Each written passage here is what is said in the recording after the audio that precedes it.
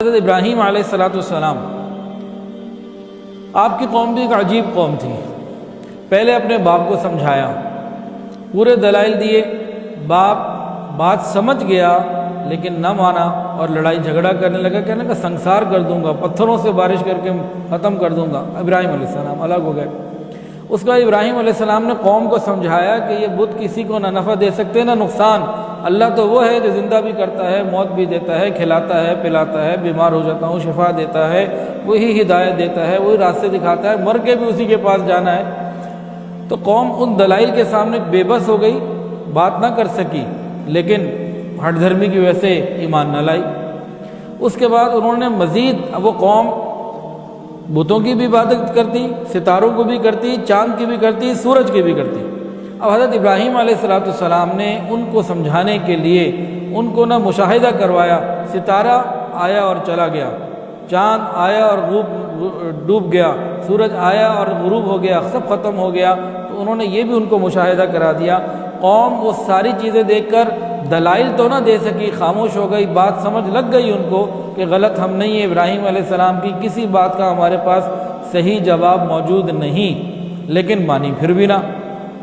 پھر ابراہیم علیہ السلام نے سوچا اب ان کو ذرا پریکٹیکل بھی کرایا جائے، تھیوری بھی ہو گئی، مشاہدہ بھی ہو گیا، اب ذرا ان کو پریکٹیکل بھی بتایا جائے کہ جن معبودوں کا یہ ابراہیم علیہ السلام کو ڈراوا دیتے ہیں کہ یہ آپ کو ختم کر دیں گے، ڈرو ان سے، تو ذرا یہ کیا کر سکتے ہیں۔ انہوں نے کھلا چیلنج دیا تھا کہ میں ان سے اعلان جنگ کرتا ہوں، دیکھو کیا کرتے ہیں، میرا کچھ نہیں کر سکتے یہ میرا۔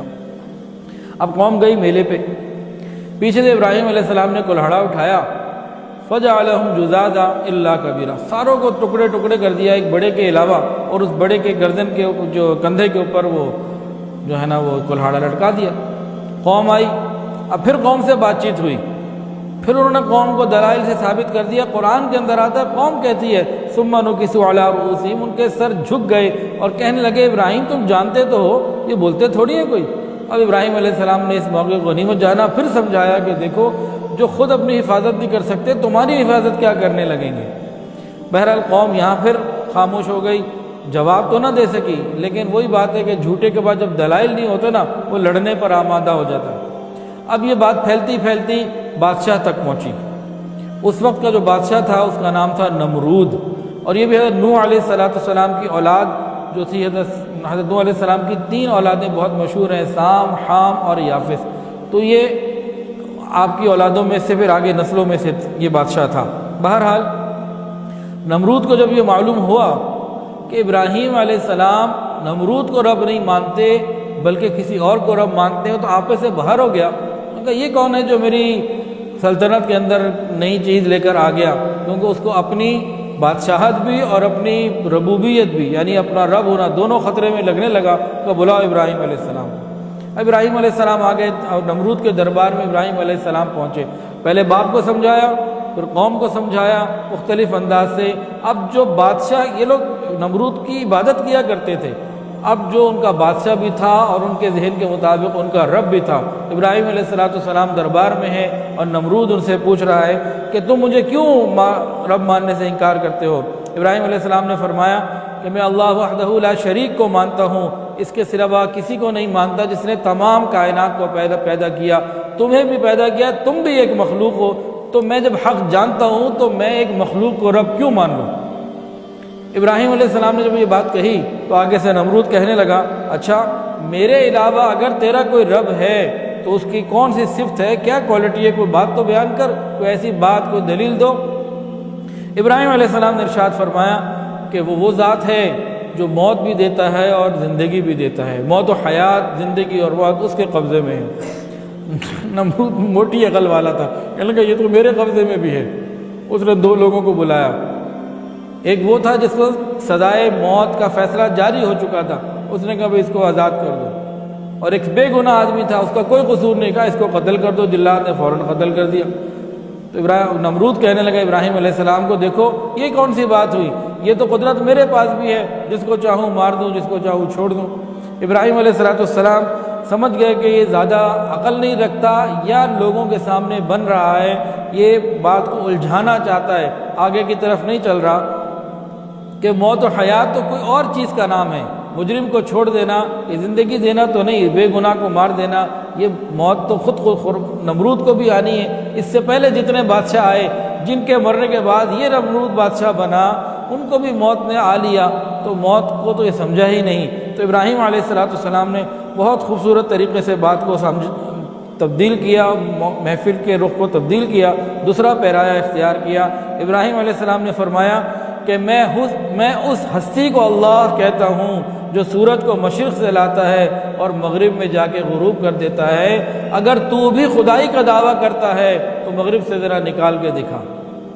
یہاں وہ خاموش ہو گیا۔ قرآن مجید نے بہت خوبصورت انداز میں اس کو بیان فرمایا، الم تر الی الذی حاج ابراہیم فی ربہ ان آتاہ اللہ الملک اذ قال ابراہیم ربی الذی یحیی ویمیت قال انا احیی وامیت قال ابراہیم فإن اللہ یأتی بالشمس من المشرق فأت بها من المغرب فبہت الذی کفر۔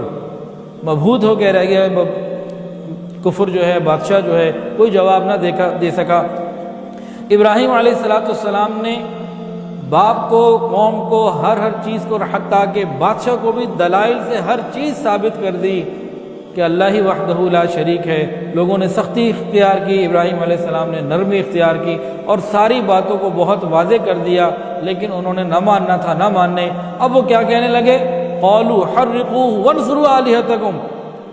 قرآن کے اندر آتا ہے، کہنے لگے کہ ان کو آگ میں ڈال دو اور وانصروا آلہتکم، اور اپنے معبودوں کی مدد کرو۔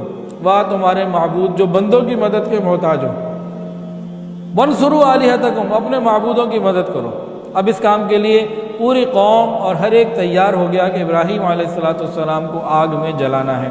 پوری قوم نے ایک جگہ منتخب کی، ترکی کے اندر ایک شہر ہے عرفہ۔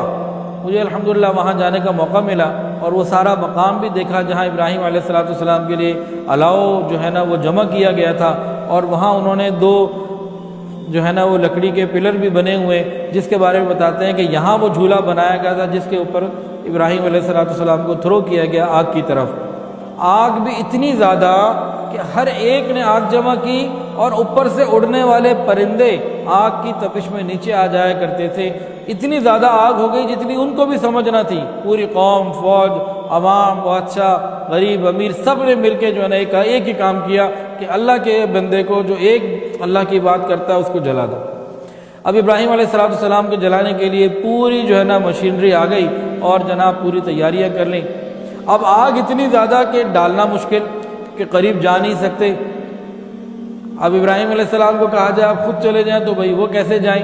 تو ان لوگوں نے، شیطان نے پھر انہیں مشورہ دیا، انہوں نے ایک جو ہے نا وہ جھولا بنایا، اس طرح کی چیز بنائی کہ جس میں ابراہیم علیہ السلام کو پھر انہوں نے آگ میں بھیج دیا۔